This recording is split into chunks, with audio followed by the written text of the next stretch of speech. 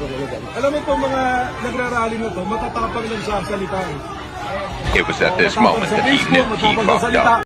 Manang-mana sa mga nag-uutos sa amin. Tinawag po niya yung sheriff at pinagsusuntok po sa mukha itong sheriff na ito. May ipapakita ako sa iyong video.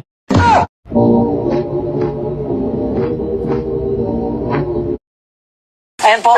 Tago niyo muna yung mga bote ng kalat. Ayan po. Director? Yes. Oh, you're live Magandang now? gabi po. Live po kayo? Dito po.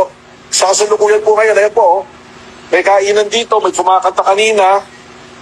Nagpe-fellowship na po kami pagkatapos ng planning namin. Sindikato ang gobyerno ng Pilipinas at ang nasa tuktok ay si Mafia Boss President Marcos Jr.